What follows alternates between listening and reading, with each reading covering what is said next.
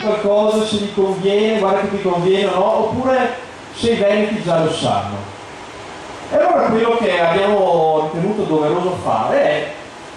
fare uno studio per vedere cosa ne pensano i veneti. Cosa ne pensano i veneti? Vogliono l'indipendenza, vogliono uno Stato indipendente o no? Perché sentiamo parlare della Scozia che nel 2014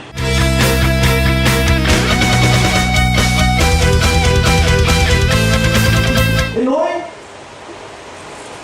Io mi ricordo nel 2008 una cosa che aveva fatto quasi festa, perché nel Gazzettino era uscito un sondaggio scientifico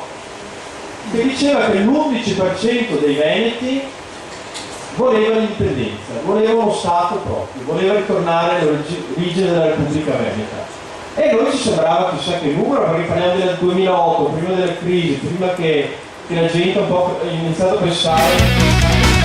4 anni ormai che lavoriamo per divulgare le ragioni dell'indipendenza, i vantaggi dell'indipendenza, il percorso dell'indipendenza politica, perché ci conviene a tutti noi fare un Veneto Stato indipendente. Che risultati abbiamo ottenuto?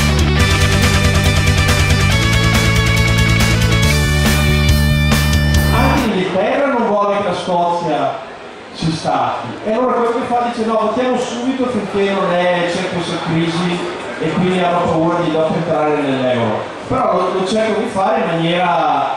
pacifica, cioè poi fare propaganda contro, però alla fine se provi a opporti alla volontà popolare, a una maggioranza del 53% di proporzione che sicuramente crescerà, fai la fine di Gheddafi, cioè è finita quell'era, non viviamo più nel XX secolo, viviamo in un mondo dove nascono nuovi stati perché è il volere della cittadinanza, cioè quindi non vuol dire rinchiudersi, guardare il passato, cioè perché il mondo è la nostra frontiera, che per sempre le nostre aziende, che in tutto il mondo quindi non c'entra niente essere un grande piccolo stato, quindi non c'è un problema, possono essere contrari, possono essere che non c'è più, che sono favorevoli, perché vediamo che lo stesso in Sicilia, succederà in Sardegna, nel senso non dobbiamo avere, cioè, il nostro dovere è semplicemente di divulgare le ragioni e i vantaggi e dopo semplicemente mettere una croce su un programma riassunto in quel simbolo lì.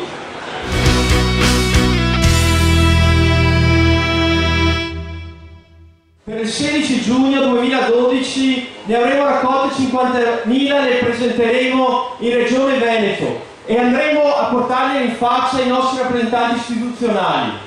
e loro dovranno indire un referendum per l'indipendenza e se non lo fanno ne raccoglieremo un altro milione di firme e andremo tutti in piazza San Marco